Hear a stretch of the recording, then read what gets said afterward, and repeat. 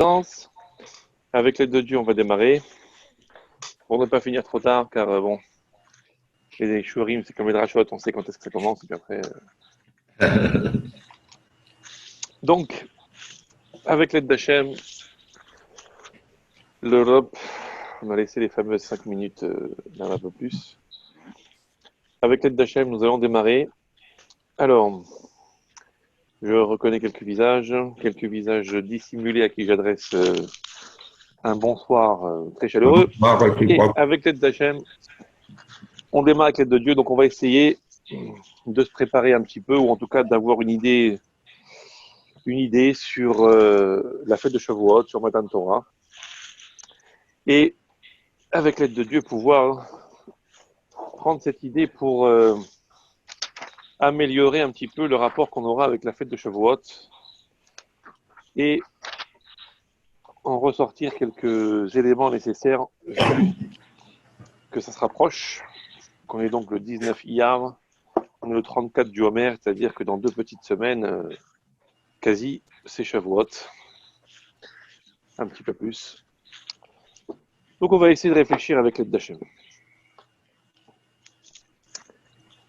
On a, nous, une idée de Shavuot qui est très simple et qui est très juste. C'est que la fête de Shavuot, c'est donc l'anniversaire de Matan Torah. C'est le moment où Akadosh Baruch Hu a donné la Torah sur le Har Sinaï.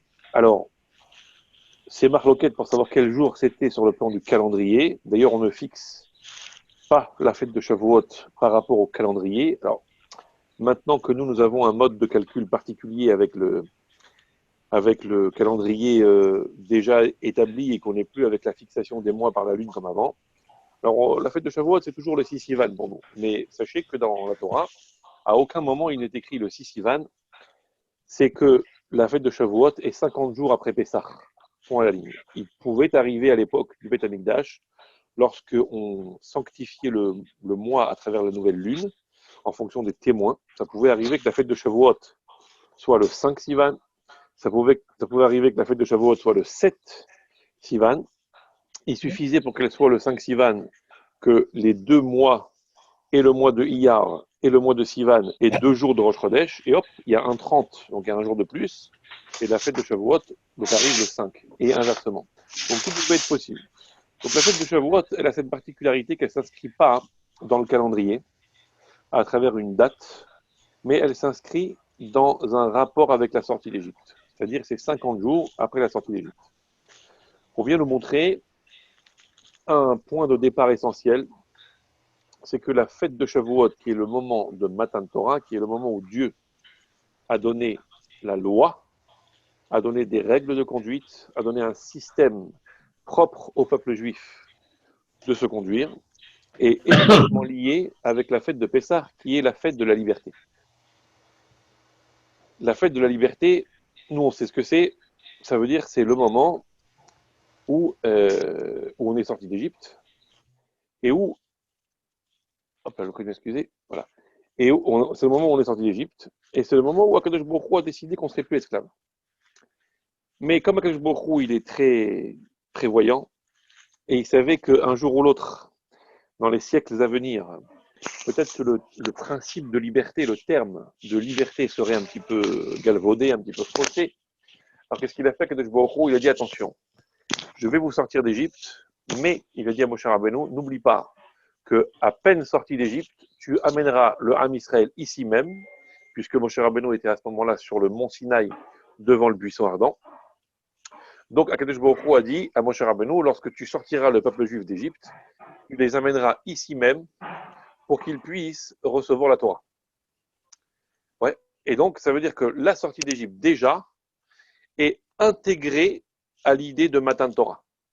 Il n'y a pas de liberté sans loi, comme on l'a peut-être entendu dans une version cinématographique de Matan Torah, mais effectivement, c'est l'idée de la sortie d'Égypte, c'est qu'on sort d'Égypte pas juste pour être libre de toute forme d'attache ou de toute forme d'assujettissement à quoi que ce soit. On sort d'Égypte pour recevoir la Torah, c'est-à-dire qu'on laisse tomber l'assujettissement à Pharaon pour acquérir une autre forme, entre guillemets, d'assujettissement, qui est l'assujettissement aux lois d'Akadosh Baruch Hu.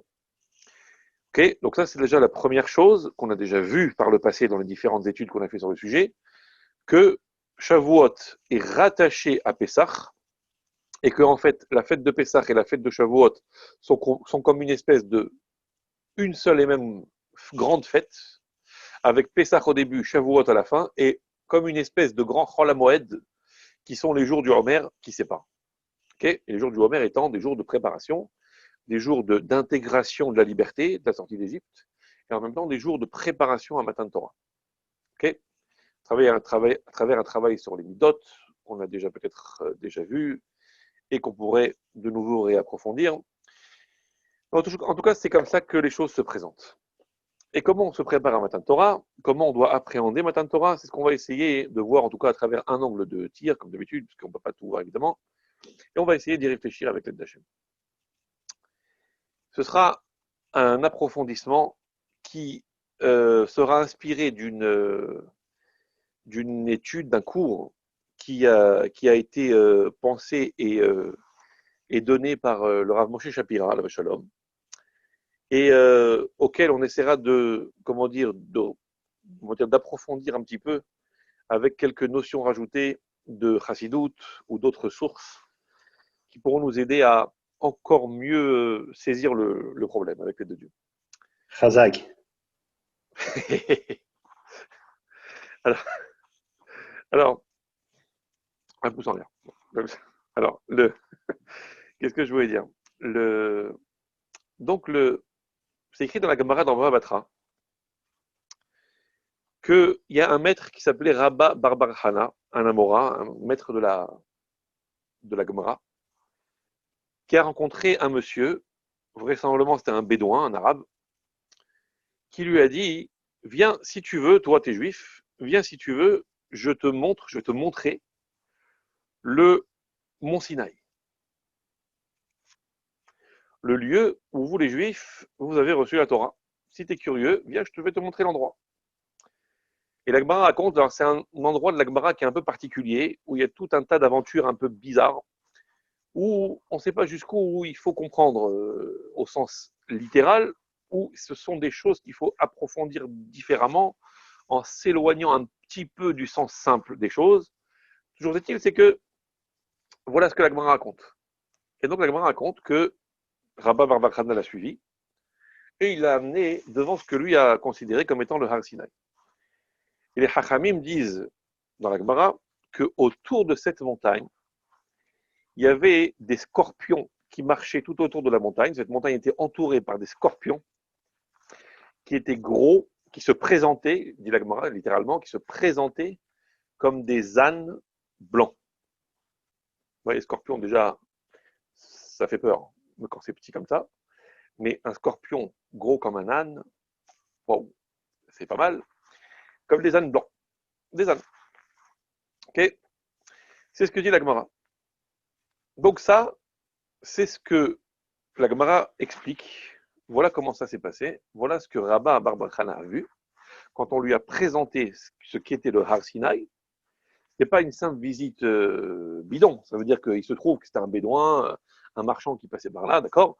Mais si les Hachamim dans la Gemara reprennent cette histoire et nous le présentent comme étant une visite du Har Sinai, ça veut dire quelque chose de sérieux qui a ressorti de là. C'est pas Stam que l'autre, il lui a dit n'importe quoi, il lui a montré n'importe quelle colline ou n'importe quelle montagne, il lui a dit voilà, c'est là le Har Sinai.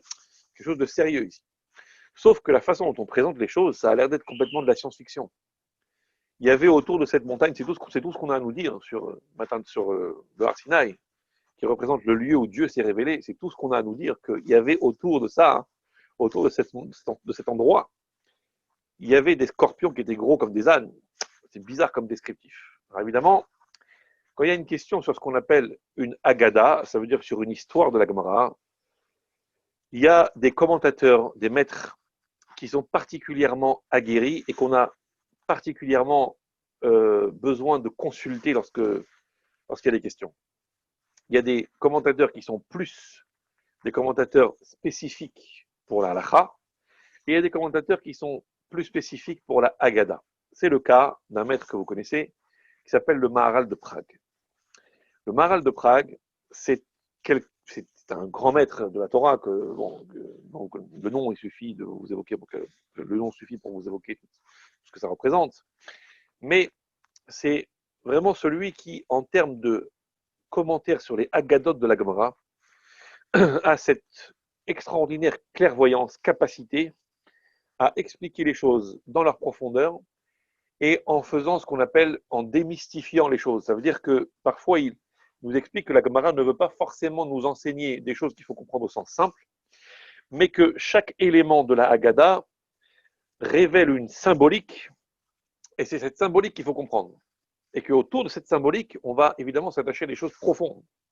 Donc c'est ce que fait souvent le Maharal de Prague, à travers des études sur les Midrashim, à travers des études sur la Gemara, etc., sur les Haggadot, ce qu'on appelle, les histoires de la Gemara. Et lui pose la question, il dit, qu'est-ce que c'est cette histoire-là, le scorpion, des ânes, bizarre. Et il explique dans Netzach Israël. Netzach Israël, c'est un volume du Maharal de Prague qui parle essentiellement sur les choses liées à la Géoula, à la délivrance future. Netzach Israël, ça veut dire l'éternité d'Israël. Mais bon, peu importe ici, c'est déconnecté de son contexte. Ça ne parle pas forcément de la Géoula. Et donc là-bas, dans Netzach Israël, le Maharal de Prague explique cette histoire de la Gemara. Il dit quoi? Il dit, c'est quoi le scorpion? Qu'est-ce que ça représente dans la Torah? Alors évidemment, on peut trouver plein d'endroits où on parle de ça, mais il se focalise sur un élément. Mais un élément généraliste, duquel on peut apprendre pour toute la Torah. Le scorpion dans la Torah, ça représente l'antithèse, par définition, de la vie humaine. Le scorpion, c'est, pour ceux qui connaissent, pour ceux qui sont déjà allés en Afrique, ils ont dû être prévenus, que le scorpion, il y en a qui sont extrêmement dangereux, et le scorpion, d'après ce que disent les Hachamim, c'est vraiment l'animal, enfin l'être, le plus dangereux et celui qui est l'antithèse de la vie humaine. À tel point, c'est rapporté dans la Gemara dans Brachot, c'est une Mishnah en fait, qui est expliquée dans la Gemara ensuite. Il y a une Mishnah qui dit qu'au moment de la Tfila, au moment de la Hamida, on doit être extrêmement concentré. On ne doit penser qu'à sa Tfila, on doit essayer de s'isoler complètement de toute autre forme de choses qui pourraient nous déconcentrer. On doit se déconnecter du monde environnant et on doit prier avec beaucoup, beaucoup de concentration, beaucoup, beaucoup de ferveur. Et on doit rester vraiment accroché à cette Tfila. Et la Mishnah dit, même si un serpent débarque et qu'il vient s'entourer autour du talon, littéralement, ce que dit la Mishnah, autour de la cheville, on pourrait dire autour du talon. La Mishnah parle du talon, c'est pour une raison, mais en tout cas, même si un serpent vient s'entourer autour du pied de la personne qui est en train de prier, l'oyafsik, il ne doit pas s'arrêter de prier, il doit continuer. Bon, je ne pense pas qu'on parle non plus d'un cobra ou d'un serpent, d'un sonnette, mais si un serpent, comme ça dit la Gemara, si un serpent vient et tourne autour du pied de la personne, il ne doit pas s'arrêter de prier. Il doit continuer, tellement il doit être absorbé par cette fille-là, et il ne doit pas se laisser déranger par ça. Il ne fait pas cas. Bon. Là-dessus, la Gemara, ça c'est la Mishnah. Les Hachaim dans la Gemara font un petit commentaire, ils disent attention, vous avez bien vu, c'est écrit Nachash, c'est écrit un serpent. Par opposition à quoi? Dit la Gemara, par opposition au Akrav. Akrav, c'est le scorpion. Si en revanche un scorpion vient pendant cette fille-là et lui monte sur le pied, plop, plop, il doit immédiatement arrêter de prier et il doit se débarrasser de ce scorpion à toute vitesse avant qu'il ne le pique parce que c'est très dangereux. Ok? Donc ici, on voit que par opposition au serpent, le serpent c'est peut-être évidemment un animal dangereux aussi, mais peut-être que si on ne l'excite pas, si on ne l'énerve pas, si la personne reste immobile, peut-être que ça va bien se passer. Par contre, le scorpion, par définition, c'est un être mortel. C'est un être qui est, encore une fois, l'antithèse de la vie humaine. À partir du moment où il rentre en contact d'une façon ou d'une autre avec l'homme, il est une menace pour la vie de l'homme. C'est-à-dire que la stature humaine est en danger face au scorpion, qui est donc l'opposition absolue à l'homme, à la stature humaine, à la vie de l'homme. Ça, c'est le scorpion. Comme ça dit le Maharal de Prague. Maintenant, la Gemara là-bas dans Bava Batra, elle dit qu'autour du Har Sinaï, gravité des scorpions qui se présentaient comme des ânes. Ils avaient la taille, ou en tout cas la stature, ils se présentaient comme des ânes. C'est quoi l'âne? L'âne, c'est un animal qui n'est pas aussi bébête qu'on a l'habitude de le prétendre. C'est un animal qui a pas moins de, comment dire, je vais pas dire, non, pardon, excusez-moi, je vais pas dire d'intelligence, mais en tout cas, c'est un animal qui n'est pas plus bébête que quiconque. Sauf que, en général, il est plutôt attiré par les choses qui sont liées à la matière. Ça veut dire qu'il est un petit peu matérialiste. C'est pour ça qu'on parle toujours de la carotte au bout du bâton. C'est-à-dire que s'il voit qu'il a quelque chose à gagner, matériellement parlant, alors il va faire ce qu'il a à faire. Mais s'il n'a rien à gagner, il va s'entêter et il ne va pas vouloir faire ce qu'on lui demande de faire s'il n'a rien à gagner au bout du bâton. Donc il est homer, il est matérialiste. Homer en hébreu, c'est la matière. Hamor, c'est celui qui est matérialiste. Il est attaché à des valeurs matérielles. Mais pas bébête. Toujours est-il que on le décrit dans la Gemara selon une caractéristique particulière. C'est quoi la caractéristique de l'âne, d'après la Gemara? Et là, on va évidemment faire référence à quelque chose qui nous relie avec l'Akba Omer et avec la période. C'est qu'on a un de nos grands maîtres, de plus illustres maîtres, qui s'appelait Rabbi Akiva. Rabbi Akiva, comme vous le savez probablement, il a commencé à étudier à l'âge de 40 ans. Il a commencé à étudier à l'âge de 40 ans parce qu'il a épousé une femme qui était d'accord pour se marier avec lui, au péril de beaucoup de choses, puisque son père, du fait qu'elle l'a épousé, qu'il n'était pas d'accord avec le mariage, il a dit qu'il était prêt à la déshériter. Mais toujours est-il qu'elle s'est mariée avec lui. Mais elle lui a dit, je t'épouse à une seule condition, c'est que tu vas étudier la Torah. Moi, je ne veux pas être la femme d'un ignorant, je veux être la femme de quelqu'un qui a un ben Torah.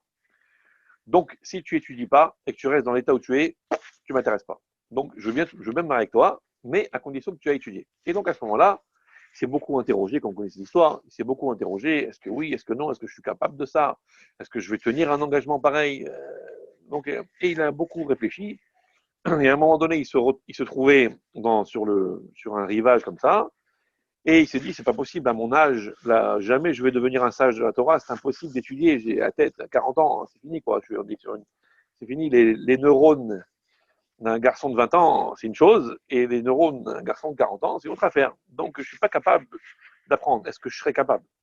Et finalement, sur ce rivage, comme vous le savez, il a vu, c'était à la suite d'un orage, donc il y avait une très très forte pluie, il y avait un arbre qui continuait encore à dégouliner des gouttes d'eau de la pluie qui venait de tomber. Et il s'est rendu compte de ces gouttes d'eau qui tombaient d'une feuille de l'arbre, qu'en dessous, il y avait un rocher, et que ce rocher était un rocher creux, comme un entonnoir. Et il a compris que le rocher, en fait, était à un endroit stratégique où, quand il pleuvait, il y avait de l'eau qui dégoulinait de l'arbre, et goutte après goutte, et minute après minute, et jour après jour, l'eau avait fini par creuser la pierre. Il y avait eu une érosion, et l'eau avait fini par faire un trou dans le rocher. Et là, il s'est dit, ça, c'est un signe. Si l'eau, qui est la matière la plus liquide, la plus molle, a été capable de faire un trou dans un rocher aussi dur, alors c'est sûr et certain que la Torah, elle pourra aussi un jour ou l'autre creuser et rentrer dans ma tête. Donc il a dit, je m'engage. Et donc à ce moment-là, il est parti étudier, comme vous le savez.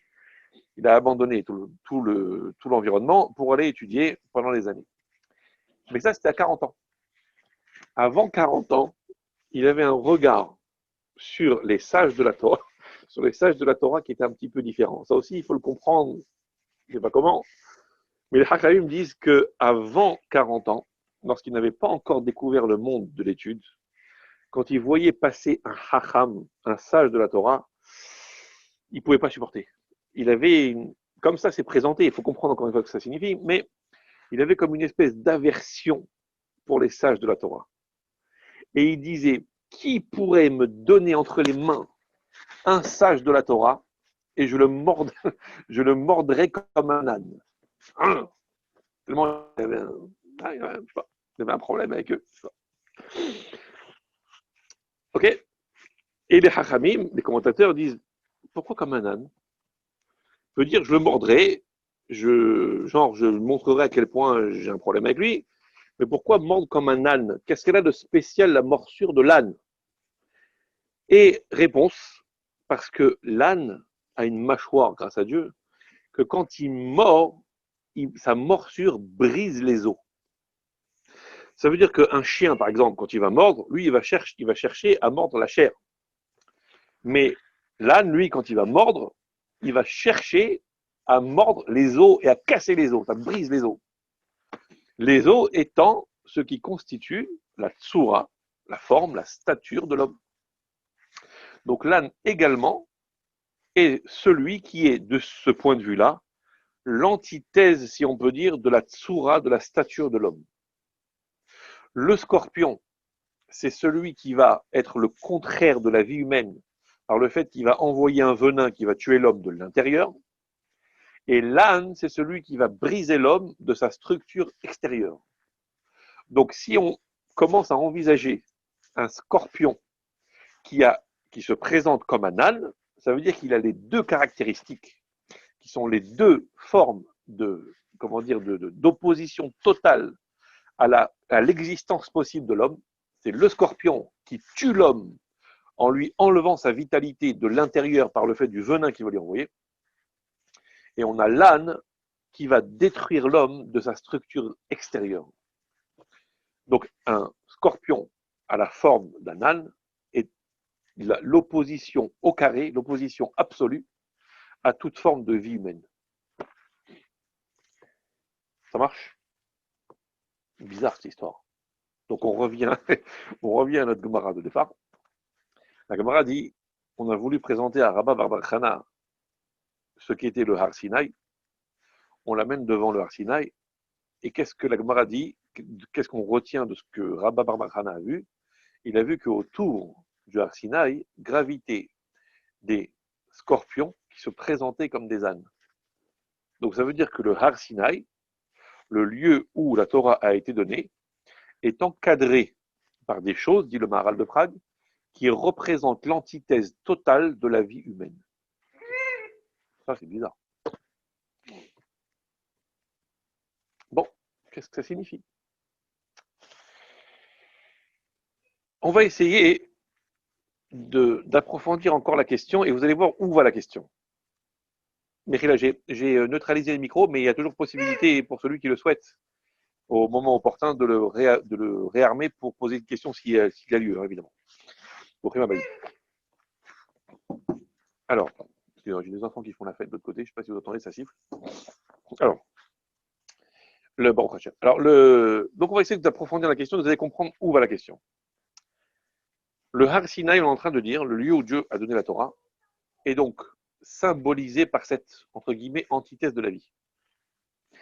C'est marrant, si je puis dire, parce que peut-être ça vous rappelle, en tout cas ça va nous rappeler à nous tous ensemble, un autre endroit où les Hachamim nous ont expliqué que le Har Sinaï est une forme d'antithèse de la vie. C'est une Gemara dans Shabbat. La Gemara dans Shabbat, qui est un passage là-bas où sur plusieurs pages on nous raconte Matan Torah, le moment où Dieu a donné la Torah. C'est écrit, et vous le savez très bien, parce que c'est une Gemara très très connue, et c'est quelque chose d'important, c'est un fondement de beaucoup de choses, que c'est écrit dans la parasha Yitro, que les Bnei Israël ont été conduits par Moshe Rabbeinu au pied du Har Sinaï, et le peuple s'est installé Betahtit Ahar, au pied de la montagne. Mais ce Betahtit Ahar, qui veut dire au pied de la montagne, mais Tachat, Tahtit, c'est vrai que c'est la base, mais souvent Tachat, ça veut dire en dessous. Donc les Hachamim s'interrogent sur cette expression bizarre, Betahtit Ahar, ça veut dire au pied de la montagne, ça veut dire sous la montagne. Et les Hachamim disent oui, ça veut dire sous la montagne, puisque, comme vous le savez, Kafa alehem har kegigit, Akadosh Baruch Hu a pris la montagne et leur a retourné sur la tête comme un tonneau, comme une marmite, et il leur a dit voilà, on va maintenant mettre les choses au point, que les choses soient très claires. Si vous acceptez la Torah, Moutav, tout va bien. Mais si vous refusez de recevoir la Torah, Sham Tehe Kvoratrem, c'est là que sera votre tombeau. Ouais. En gros, c'est ou la Torah, ou vous acceptez, ou la mort. Bon, sur cette Gemara, on a déjà posé plusieurs fois par le passé des questions. on s'est demandé pourquoi, mais les Juifs avaient déjà dit, nah, c'est Benishma. Bon, on avait déjà vu plein de choses. Qu'est-ce que ça signifie qu'il a retourné la montagne? Pourquoi la Torah devait se donner sous la menace? Bon, c'est un autre dossier. Mais ici, on voit de nouveau que Matan Torah, que le Har Sinaï, de nouveau, est placé sous la couleur du contraire de la vie. De nouveau, Matan Torah représente une menace de mort. Bizarre. Et hop, on ne peut pas s'empêcher de faire le rapprochement avec cette Gemara dans Bava Batra qu'on vient de voir, où lorsqu'on a fait visiter à un Amora, un sage du Talmud, l'endroit du Har Sinaï, donc de Matan Torah, là où la révélation avait eu lieu, on lui a montré un endroit où il a vu que sortaient et gambadaient tout autour des scorpions qui se présentaient comme des ânes, dont on a expliqué à l'aide du Maral de Prague que ça représente l'antithèse de la vie, de la stature de l'homme, de la vie de l'homme. Donc on ne peut pas s'empêcher de rapprocher ces deux Gemarotes où on a l'air de nous enseigner que le Har Sinaï a un peu la couleur, la connotation de ce qui est le contraire de la vie. Étonnant. Étonnant, non? Pour ceux qui se rappellent. Alors, étonnant pourquoi? Étonnant parce que bon, c'est pas très réjouissant, quoi. Nous, on a envie de faire la fête à Shavuot. En train de nous dire que Matan Torah, c'est rasratique, des scorpions, la montagne sur la tête. Déjà que, bon, Hachem, bon, on vit dans une période où la fête de Pessah déjà, puis l'Akbar Omer, puis a priori Shavuot, on risque de le passer dans des conditions un petit peu particulières. Si en plus on nous parle de scorpions, serpents et tout machin à la classe. Donc c'est bizarre. Mais en plus de ça, c'est que nous, c'est pas comme ça qu'on voit la Torah. C'est pas comme ça qu'on voit la Torah, parce que depuis qu'on est petit, on nous enseigne que Matan Torah, c'est l'événement le plus joyeux du monde. Il n'y a pas un événement plus grandiose que Matan Torah. Le jour où Dieu a donné la Torah, c'est un jour extraordinaire, c'est un jour faste. Les Hachamim, comment ils en parlent dans la Gemara, que c'était un jour où ils faisaient des séoudotes particulières, vraiment que si déjà les Hachamim ils étaient heureux à chaque occasion de Kedusha, Shabbat, Yom Tov, mais le jour de Shavuot, ils faisaient à ce moment-là une exultation totale, ils exultaient en joie, tellement ils disaient, ouais, mais c'est ce jour-là duquel dépend tout le reste. S'il n'y avait pas eu ce jour-là, il n'y aurait rien eu. Toutes les autres occasions qu'on a de se réjouir pour les fêtes juives, toutes les occasions qu'on a de considérer, je veux dire, notre relation avec Dieu, dépendent de Matan Torah. S'il n'y avait pas eu Matan Torah, il n'y aurait rien eu. C'est ça le point de départ de toute la vie juive. Donc, aucune vie juive n'est possible sans ce jour-là. C'est le jour le plus heureux du monde. C'est le jour duquel tout démarre. Donc, c'est un jour extraordinairement joyeux. Et maintenant, on est en train de nous dire, quoi, Matan Torah, joyeux? Tu regardes le Matan Torah, c'est la mort, c'est les scorpions, c'est les ânes, c'est la montagne sur la tête, c'est la connotation la plus anti-joyeuse du monde. C'est très très bizarre, quelque chose qu'on ne comprend pas ici. Et au moment de Harvit, alors pour ceux qui ont déjà fait après le plague, ou pour ceux qui feront à la nuit, mais en tout cas, le point commun, c'est que chacun de nous aura dit dans Harvit, qui hem hayenu ve orech yameinu, les paroles de la Torah, hem hayenu, c'est notre vie, notre source de vie. Orech yamenu, et c'est notre longévité. Orech yamenu, c'est la longueur de nos jours, littéralement. Donc c'est la garantie de la longévité, c'est la vie, la Torah. On est en train maintenant de nous dire le contraire. Bizarre. Comment on peut mettre la couleur de l'anti-vie sur quelque chose qu'on qualifie par ailleurs de la vie? Donc c'est très très bizarre. Vous voyez la question? Donc autour de Matan Torah, autour du Har Sinaï, gravite une notion qui est liée a priori à l'anti-vie, alors que nous on a toujours dit, toujours pensé, toujours compris exactement le contraire. Donc il faut comprendre de quoi on parle ici. Ça m'offre ta question? Avec l'aide d'Hachem. Que se passe-t-il? Il y a un principe qui est rapporté dans la Gemara, et c'est comme ça la Lacha, que quelque chose qui est ce qu'on appelle Asur Behana'a. Asur Behana'a, ça veut dire c'est interdit de profiter. Il y a des choses qui sont interdites de profiter parce que la Torah l'a dit, c'est Asur Behana'a. Par exemple, le chametz à Pessah, c'est assourd de le manger. Et c'est assourd aussi, mais Anaa, c'est assourd d'en profiter. Bon. Mais il y a des choses qui sont assourd Anaa, qui sont interdites de profiter, peut-être pour d'autres raisons. Parce que quelqu'un, par exemple, a fait un neder. Imaginez quelqu'un a fait un neder, et il a dit, voilà, je fais le neder de ne jamais profiter de cette chose-là. Par exemple, il voit une pomme posée sur la table, il dit, je fais le neder de ne jamais tirer le moindre profit de cette pomme. Pour lui, cette pomme devient entièrement interdite, il n'a plus le droit de la manger, il n'a plus le droit d'en tirer le moindre profit, quel qu'il soit. Ok, c'est la lachasa. C'est un neder, par définition. Maintenant, imaginons que quelqu'un soit face à un élément qui est pour lui à Surbana, qu'il n'a pas le droit de profiter, mais que cet élément-là est un objet de mitzvah avec lequel il a la possibilité maintenant d'accomplir une mitzvah.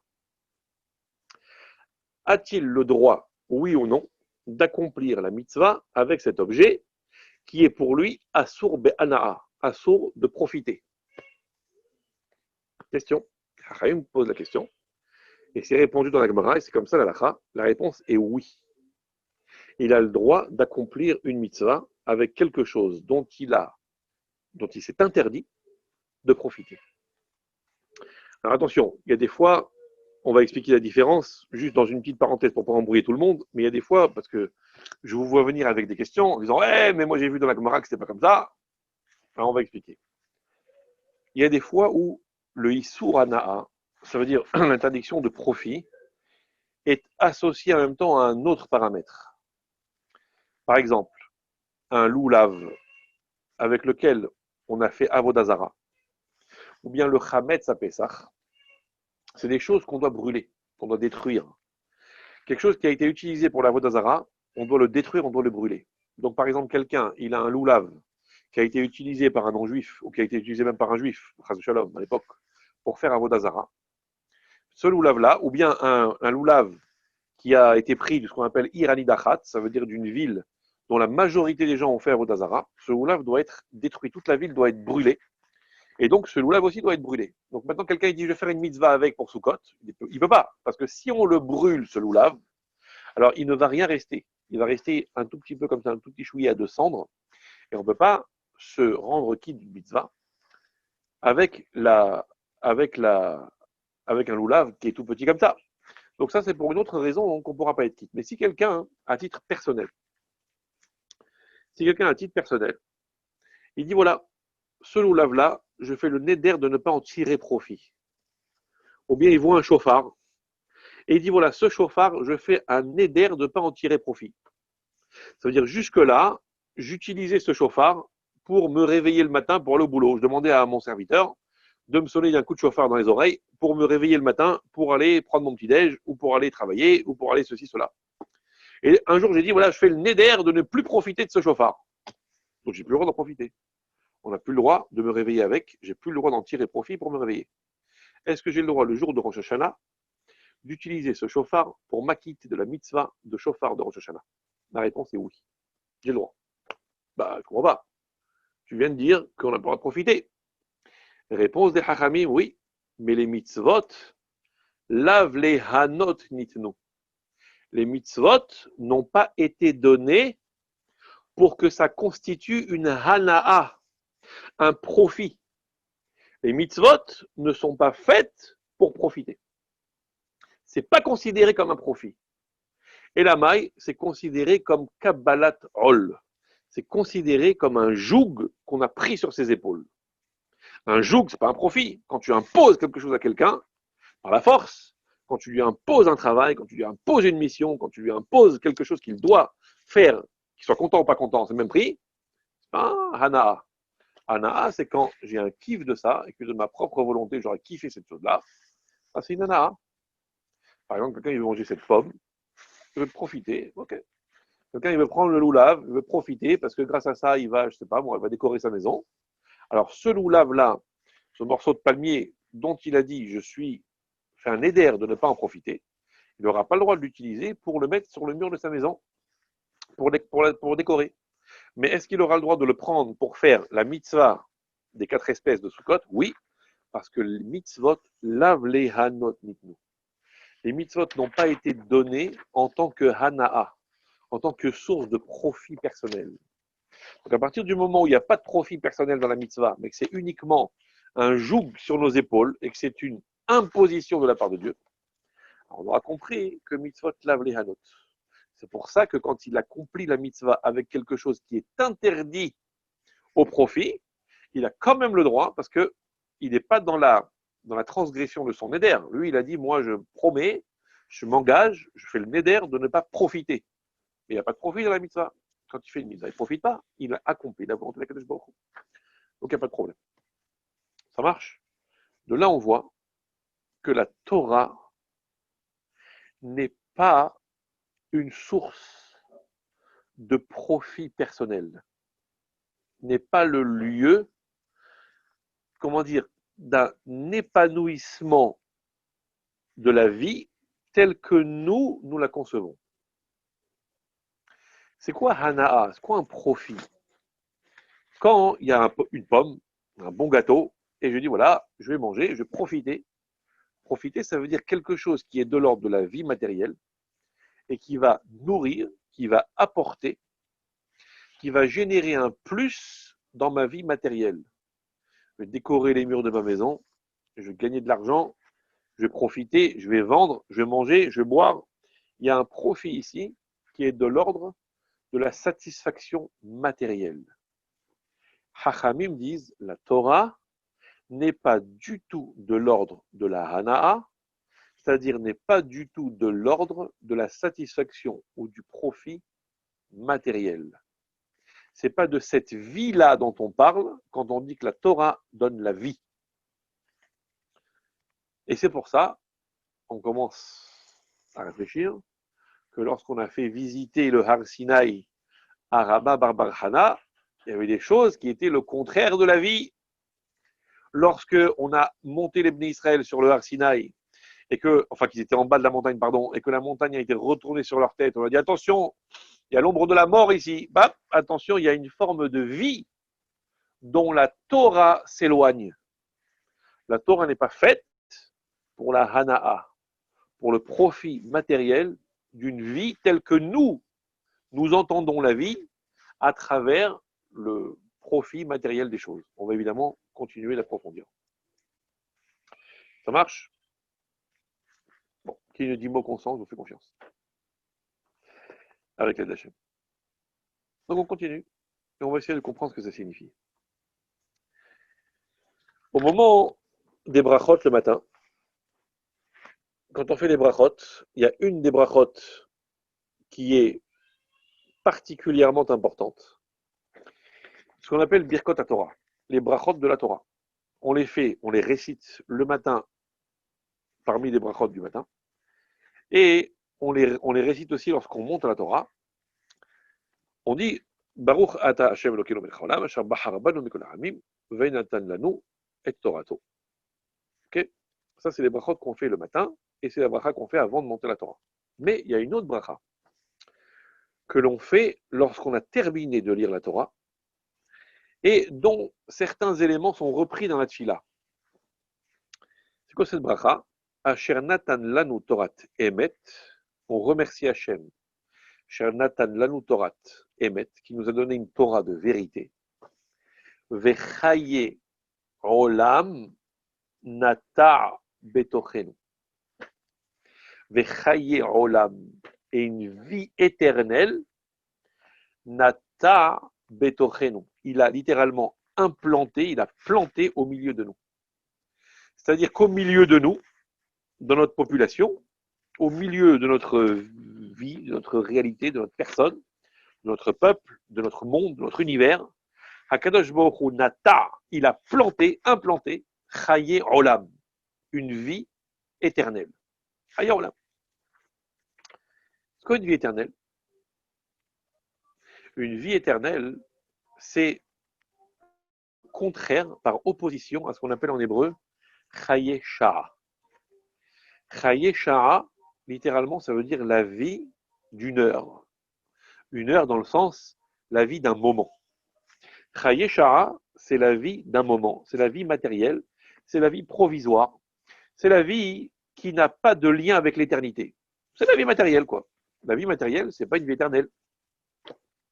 C'est Chaye Shara, c'est la vie d'un instant, une vie provisoire. Alors que Chaye Olam, c'est la vie éternelle, celle qui ne s'arrête pas, celle qui n'est pas victime du côté terminé, du côté fini, du côté limité du monde. Chaye Shara, c'est la vie limitée, Chaye Olam, c'est la vie illimitée. La Torah, c'est quoi? C'est Chaye Olam Nata Betochenu. Chaye Olam Nata Betochenu, ça veut dire quoi? Ça veut dire qu'Akadosh Baruch Hu, en nous donnant la Torah, nous a donné la possibilité d'accéder à ce qu'on appelle la vie éternelle. Et donc, le passage de Chaye Sha'a à Chaye Olam. Le passage d'une vie limitée, d'une petite vie matérielle, la vie dans la limite de ce monde, la vie dans le provisoire de ce monde, la vie dans le précaire de ce monde, il nous l'a changé en Chaye Olam, en vie éternelle. Vous comprenez? C'est comme si quelqu'un, on lui prend sa monnaie en euros, et voilà, ça c'est valable seulement dans l'Union européenne. Je te prends cette monnaie qui n'est valable que dans l'Union européenne, et je te donne en échange une monnaie qui est valable dans le monde entier et pour tous les temps. Ça veut dire que ne sera pas victime de fluctuations, elle ne sera pas victime de dévalorisation, elle ne sera pas victime de, comment on appelle, quand on est passé au nouveau franc, là, comment ça s'appelle, d'évaluation, comment. Donc, ne sera pas victime de tout ça, rien. Désinflation. Ah, des inflations, pas mal. Merci. Merci, Razak. Donc, aucune victime, rien. Et non seulement ça, c'est que ta petite pièce là de 50 centimes avec laquelle tu peux rien faire, tu es limité à 50 centimes. Tu sais quoi? Je te donne en échange une pièce avec laquelle tu peux acheter ce que tu veux. Illimité. Ça vaut le coup, ça, non? C'est ce qu'il a dit à Kadosh Baruch Hu. Chaye Olam Nata Betochenu. Il a créé l'homme. Cet homme était Chaye Shara. Sa vie était une vie limitée, une vie de chair et de sang, une vie de X dizaines d'années. Et il lui a dit, voilà, maintenant je vais te donner la Torah. C'est quoi la Torah? C'est troquer ta petite vie de Chaye Shara en une vie de Chaye Olam. Et il a implanté en nous, grâce à Matan Torah, la possibilité de ce Chaye Olam. Ok? Et c'est de ça qu'on parle, évidemment. Quand on dit Ki hem hayenu ve'orech yameinu. C'est la source de notre vie, les paroles de la Torah sont notre vie, et ce sont orech yameinu, c'est notre longévité. Ça ne parle pas de la longévité forcément ici, ça ne parle pas de notre vie ici, ça parle d'une autre dimension d'éternité, soit dans le Olam Abba là-haut, soit dans le Olam Abba après Mashiach. Et c'est pas la seule fois, c'est pas rare, que quand on parle de Orech Yamim, quand on parle de Arichut Yamim, quand on parle de longévité dans la Torah, en réalité, ça ne parle pas des années sur Terre, ça parle d'une dimension dans le monde infini. Donc c'est de ça qu'on parle ici. Maintenant, le fait est que pour devenir une créature qui est de l'ordre de Chaye Olam, de l'ordre de la vie éternelle, alors qu'au départ, on a été conçu comme créature de Chaye Shah, ça impose quelque chose qui s'appelle en français une métamorphose. On a besoin de se métamorphoser. Une transformation, on va dire une transmutation, parce qu'après on va penser au virus pendant tout le cours, mais une transformation totale, une vraie métamorphose. Parce que là, on n'est plus du tout dans la même cour, on n'est plus du tout dans le même système. Vous prenez un élément qui est limité, qui est fini, qui est réduit à rien, c'est de la poussière, c'est des grains de sable, et vous dites de ça, on peut faire quelque chose qui est de l'ordre de la toute-puissance infinie et éternelle. Attendez, excusez-moi, mais à un moment donné, il faut faire une petite piqûre de quelque chose pour transformer un vulgaire caillou en un élément qui est de l'ordre de la toute-puissance infinie et éternelle. Non? À un moment donné, il faut le transformer, ce truc-là. Donc on dit à l'homme, tu vois, tu n'es plus seulement un être de chair et de sang limité, tu vis, tu respires, tu as des poumons, tu as un cœur qui bat, un cerveau qui fonctionne, et à la fin, au bout de X dizaines d'années, ça se termine. tu es quelqu'un qui a maintenant la possibilité de s'attacher à une autre forme de vie qui s'appelle Hayya Olam et qui t'amène à des dimensions qui n'ont plus rien à voir. Mais ça nécessite une métamorphose. C'est quoi une métamorphose? Une métamorphose, ça veut dire forcément, l'idée de tirer un trait sur ce que l'on était jusque-là pour devenir autre chose. Prenez l'exemple du ver à soie. Le ver, la chenille, qui va s'enfermer dans son cocon pendant tout le temps nécessaire, qui va littéralement comme vivre une période, une petite mort. Dans le but, enfin c'est sa nature en même temps, il y a son but, de se transformer en papillon. Mais lorsque la chenille devient papillon, cette métamorphose impose d'abord une souffrance terrible. Enfin, je ne sais pas comment c'est vécu, mais en tout cas, ça ressemble à ça.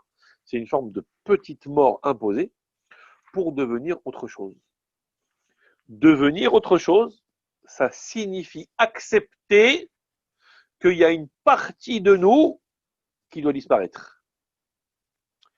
Ok? Synonyme d'une petite mort. Attention, toute petite mort n'est pas synonyme de mort dans le sens le plus négatif du terme. Par exemple, quand quelqu'un devient adulte, il doit accepter à un moment donné, progressivement, alors enlever le côté violent du terme, mais c'est un petit peu ça, il doit accepter de tuer, si on peut dire, l'enfant qui est en lui. Cette période d'adolescence est une période difficile, pourquoi? Parce que justement, c'est une période pendant laquelle il y a une transformation chez l'individu, où il est obligé de renoncer à une partie de ce qu'il a toujours été jusque-là pour devenir autre chose, pour devenir adulte. Il va renoncer, il va, il va être condamné, parce que c'est comme ça que je vois fait le monde. Son physique d'enfant va disparaître pour laisser place à un physique d'adulte.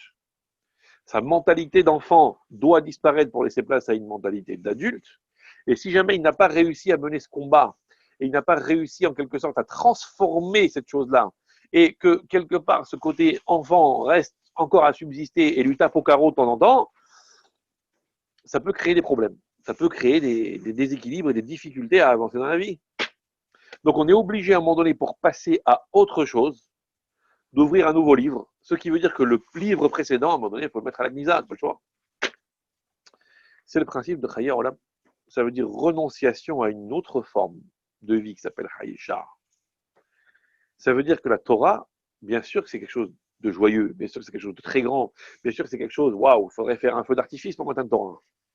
Mais attention, ça signifie l'idée qu'il y a quelque chose dans cette Torah qui a pour but d'annihiler quelque chose qui est en nous pour donner lieu à autre chose. Et ça s'appelle une forme de mort. Et c'est pour ça, c'est écrit dans la Gemara, en commentaire sur la paracha de Chokat, la paracha de la vache rousse, Adam ki yamut be'ohel, un homme qui mourra dans une tente. Hachamim disent c'est une symbolique ici qu'il faut comprendre, aussi au sens figuré, parce que là-bas ça parle des lois de pureté et d'impureté, un homme qui va mourir dans sa maison, pardon, donc ça veut dire que tout ce qui est sous le même toit que lui va devenir impur. Donc Adam qui yamut be'ohel, un homme à qui il arrivera de mourir dans sa maison. Hachamim disent, voilà, Ohel, ici, ça fait allusion à la tente, c'est-à-dire le lieu d'étude dont on parle déjà à l'époque de Yaakov Avinu, comme quoi il était Yoshev au Halim. C'est quelqu'un qui étudiait, qui était assis dans les tentes de Shem et Réver à la Yeshiva. On appelle Ohalim. Ohel, c'est la Yeshiva. Donc Ohel, c'est le lieu d'étude.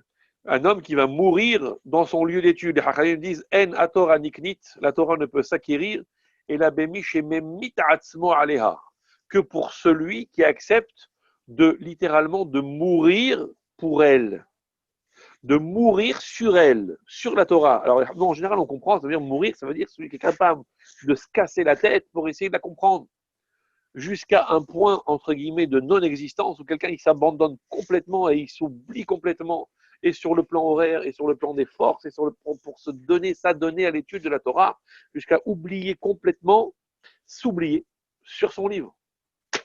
Comme ça qu'on comprend habituellement, mais ça peut être un peu plus que ça encore. Mais Mishememit Aratzmo Aleha, ça veut dire la Torah ne peut s'acquérir que pour celui qui accepte qu'une partie de lui va mourir au profit d'une transformation en lui vers une dimension nouvelle. C'est ça, Matan Torah. C'est accepter de devenir une dimension nouvelle. Un être nouveau. Autre chose. Avec une autre perception. Avec une autre vision des choses. Avec une autre capacité de réception des informations. Avec une autre forme de vie. Vous comprenez? Attends, ça veut dire qu'il faut mourir, il faut renoncer. Ouais, mais renoncer à quel but? Transformation. Ouais, c'est ça Matan Torah. Matan Torah, c'est l'idée d'une transformation, c'est-à-dire d'une petite mort, mais qui n'est pas une mort.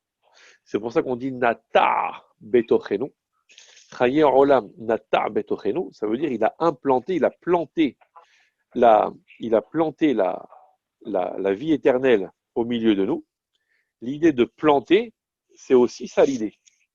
C'est-à-dire que c'est le principe de quelque chose qui, quand on le plante, une graine par exemple, quand on la plante, la graine donne l'impression qu'elle va complètement mourir, qu'elle va complètement se désagréger. Et là, hop là. Mais pour autant, cette désagrégation totale, cette destruction totale de la graine, c'est ce qui va produire au final la naissance, une nouvelle vie. Jusque-là, c'était une graine, ça va devenir un arbre. Demandez à quelqu'un. On dit voilà, la dimension de graine que tu étais doit mourir pour que tu deviennes un arbre. Le type, il va réfléchir 2 minutes, il va dire ouais, quand même, il faut mourir pour devenir un arbre. Ça veut dire qu'il faut renoncer à ce que j'étais. Ça veut dire qu'il faut changer de physique. Ça veut dire qu'il faut changer d'attitude. Ça veut dire qu'il faut changer de latitude. Ça veut dire qu'il faut changer de plein de choses. Oui, mais attends, tu vas devenir un arbre qui va porter en lui pendant des dizaines et des dizaines de générations des millions de graines. Donc aujourd'hui, tu as une graine, tu vas accepter de te désagréger en tant que graine pour devenir un arbre porteur de milliers de graines. Un arbre majestueux, jusque-là, tu es un petit noyau d'abricot, et on va te donner la possibilité de devenir un arbre majestueux, énorme, porteur d'une stature extraordinaire, porteur de fruits à l'infini, qui porteront eux-mêmes des graines, qui vont être replantées et qui vont donner des centaines et des centaines d'arbres derrière toi. Extraordinaire. Vous comprenez? Mais il faut accepter qu'à un moment donné, il faut cette désagrégation obligatoire, c'est-à-dire de renoncer à celui qu'on était hier. Et c'est ça la difficulté. Vous comprenez? On va essayer de comprendre avec l'aide d'Hachem. Enfin, de comprendre, d'approfondir. Déjà, on a commencé avec l'aide de Dieu à comprendre. Il y a une grande discussion qui est exposée dans la Gemara à propos du conte du Homer et à propos de l'offrande du Homer qui est apportée au temple et le conte qui en découle. Comme vous le savez, le conte du Homer, qu'on a commencé nous depuis quelque temps déjà, prend la suite d'une offrande d'orge qu'on devait apporter le lendemain de Pessah au temple. Et à partir de là, on commençait à compter les jours jusqu'à Shavuot. Cette offrande devait être apportée quand? Pour nous, tradition, on voit bien que le conte du Homer, donc l'offrande du Homer, était offerte le lendemain de Pessah, le lendemain du premier jour de Pessah. Alors pour nous, c'est Yom Tov, parce qu'on est des misérables galouteux, mais normalement, en Eretz Israël, à l'époque, c'était un seul jour de Yom Tov, donc c'était déjà le premier jour de Chol HaMoed, le lendemain du Yom Tov de Pessah. On devait apporter cette offrande. D'où est-ce qu'on apprend ça? D'un passouk de la Torah, qui dit « Mi-mahorat ha-shabbat » le lendemain du Shabbat, disent les Hachamim, ce Shabbat-là ne signifie pas Shabbat au sens strict et habituel du terme, ça veut dire le Yom Tov, le jour chômé du Yom Tov de Pessah. Hachamim font une dracha pour expliquer. À l'époque du Talmud, il y avait des gens de toutes sortes, on appelait ça des sectes à l'époque, c'est pas des sectes comme maintenant, le truc bizarre là, avec des gourous et tout ça, on appelait ça des sectes, ça veut dire des groupements religieux, qui étaient des formes dévergondées, entre guillemets dévergondées, c'est pas au sens moral du terme, mais au sens de, comment dire, de l'acception du sens des choses du judaïsme. des courants, je ne sais pas si on peut dire réformés, mais en tout cas des courants étranges du judaïsme. Il y avait les Esséniens, les Karaïtes, les Sadducéens. Et il y avait donc les Sadducéens, ce qu'on appelle les Tzdukim dans la Gemara, les Sadducéens, qui eux étaient en confrontation permanente avec les Hachamim. Ils n'acceptaient pas la tradition orale. Les Hachamim, eux, étaient du groupe qu'on appelait les Purushim, les pharisiens en français, pharisiens. Les Purushim, c'était eux, les Hachamim. Purushim en hébreu, ça veut dire ceux qui prennent de la distance, ça veut dire ceux qui essayent de s'élever sur le plan moral. Et donc les Purushim, c'était les Hachamim qui, eux, avaient une tradition orale depuis Moshe Rabbeinu et qui transmettaient cette tradition orale de maître à élève depuis Moshe Rabbeinu. Les Tzdukim, entre autres, c'était pas les seuls, mais faisaient partie de ces groupes-là bizarres qui refusaient l'enseignement des Hachamim et qui refusaient la tradition orale. Eux, ils avaient le texte écrit, la Torah écrite, le Tanakh, et ils se conformaient à ce qui était écrit et à leur interprétation à eux du texte le plus littéralement possible. Et les Hachamim disent que, dans l'époque donc de la Gemara, il y avait une grande discussion par rapport à ça. C'est écrit dans la Torah, Mimahorat à Shabbat. Le lendemain du Shabbat, il faut apporter l'Omer. Donc les Hachamim disent oui, mais non, ici Shabbat, on a une tradition comme ça et on explique comment et pourquoi. Ici, le Shabbat ne désigne pas Shabbat le samedi, ça désigne Shabbat le Yom Tov de Pessah, quel qu'il soit. Donc, Yom Tov de Pessah tombe tel jour, le lendemain, donc le soir à la sortie du Yom Tov, on allait cueillir et offrir le Homer. Et donc, on commençait à compter le Homer, les comptes le jour du Homer, depuis le lendemain de Pessah. Parce que Shabbat, ici, ça désigne le Yom Tov. Eux disent pas du tout. Shabbat, c'est Shabbat. C'est écrit dans la Torah, Shabbat, donc c'est Shabbat. Ce qu'on appelle Shabbat Bereshit, c'est-à-dire le Shabbat de la création. Donc, pour eux, les Tzdukim, le Homer, l'offrande du Homer était toujours offerte le lendemain d'un Shabbat et le compte du Homer commençait toujours le lendemain d'un Shabbat.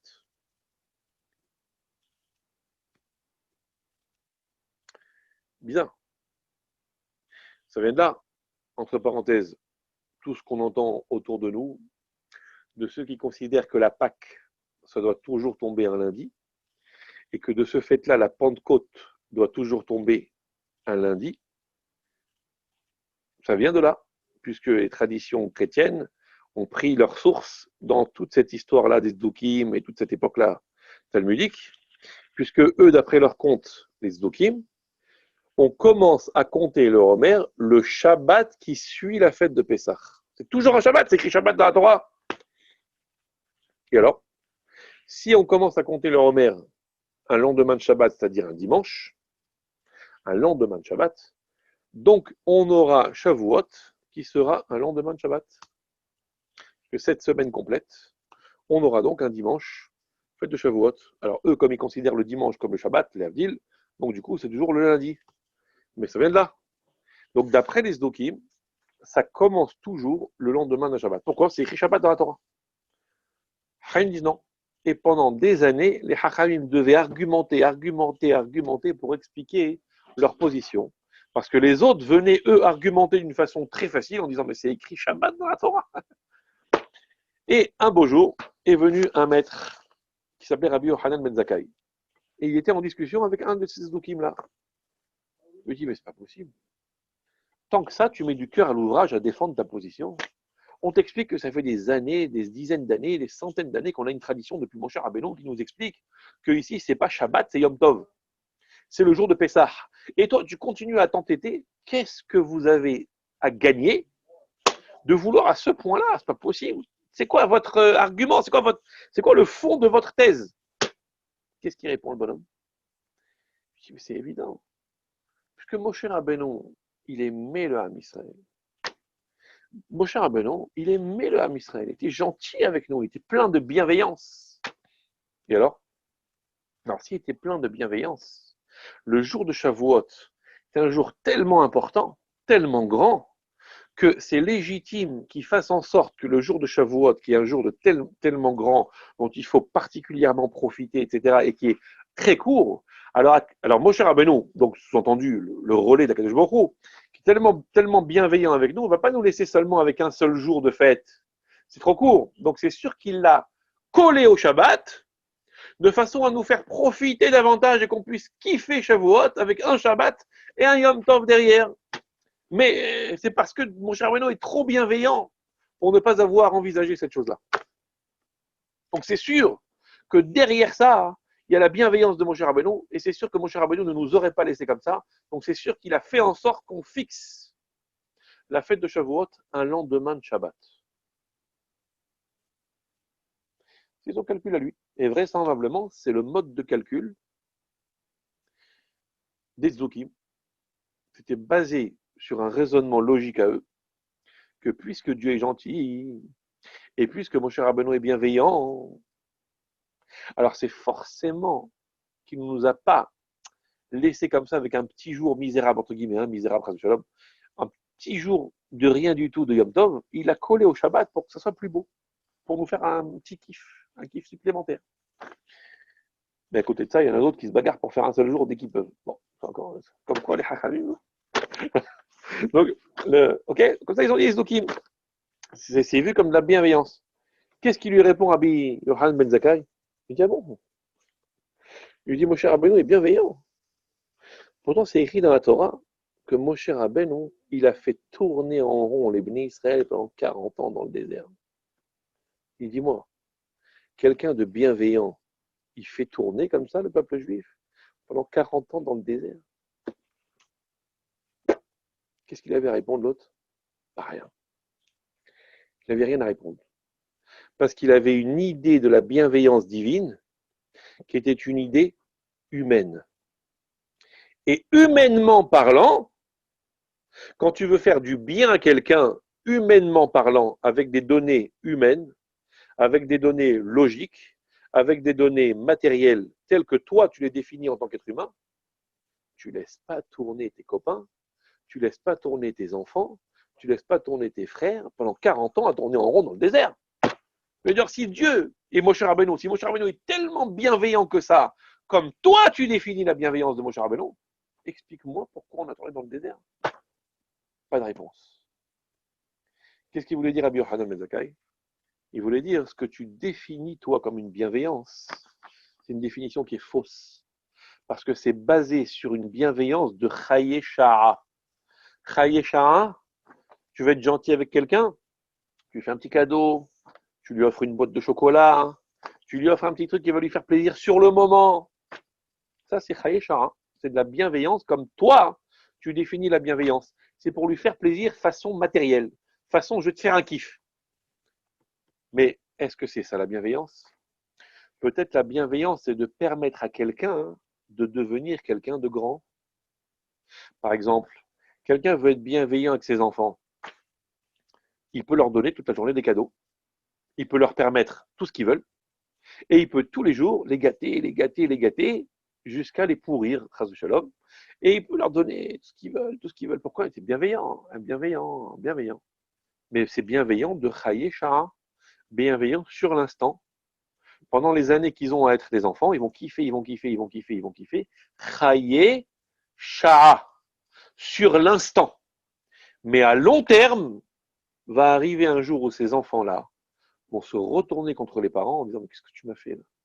Au lieu de m'éduquer, tu m'as tordu le cerveau. Au lieu de faire de moi quelqu'un de grand, au lieu de m'éduquer, au lieu de me former, au lieu de m'aiguiser, au lieu de m'élever, tu m'as tué. Vous comprenez? Donc la bienveillance de Chaye Sha'a, elle est contraire à la bienveillance de Chaye Olam. Celui qui est bienveillant avec ses enfants, c'est celui qui va les éduquer. Il va leur dire non, il va leur fixer des limites, il va les encadrer, il va faire en sorte qu'effectivement, sur le moment, l'enfant, il va pas être content. Sur le moment, l'enfant, il va souffrir, il va avoir l'impression qu'on lui retire du plaisir, il va avoir le sentiment qu'on lui retire quelque chose, qu'on lui enlève une partie de son existence, qu'on lui enlève une partie de sa joie, qu'on lui enlève une partie de son épanouissement. Oui, sur le moment, mais je te retire progressivement que tu grandis, parce que quand ils sont bébés, les enfants, on leur donne haïcha, haïcha, haïcha, on leur donne sans compter, on leur donne à manger gratuit, on leur donne un truc, on leur dit oui à tout, et il n'y a pas de problème. Arrive un moment où progressivement, on leur enlève du haïcha pour investir dans le haï olam, pour investir dans l'âge adulte, qui va durer plus longtemps, puisqu'on est censé être un enfant pendant 12 ans, pendant 13 ans, puis ensuite on est censé devenir gentiment un adulte, et puis ensuite on est adulte de 20 ans jusqu'à 120 ans. Donc il y a grosso modo 13-14 ans d'enfance, on va dire ça comme ça, une préparation à l'adulte, et puis après il y a 100 ans d'adulte. Donc ça veut dire que par rapport à l'enfance, l'âge adulte, c'est Chaye Olam, par rapport à Chaye Shah. Donc celui qui va investir dans ce petit temps de 12 ans au détriment des 100 ans qui vont venir après, c'est un mauvais investissement, ça, c'est un très mauvais calcul. Il vaut mieux doucement, doucement renoncer aux 12 ans pour investir pour 100 ans. C'est ce qui fait que je vous avec nous. Comment tu comprends la bienveillance, toi, le Sadducéen? Tu comprends la bienveillance que Akadosh Baruch Hu, il veut nous chouchouter en nous donnant juste comme ça 48 heures pour kiffer la life. Je dis, mais pas du tout. C'est un mauvais calcul, ça. C'est pas ça la Torah. La Torah, c'est pas 48 heures pour kiffer la life.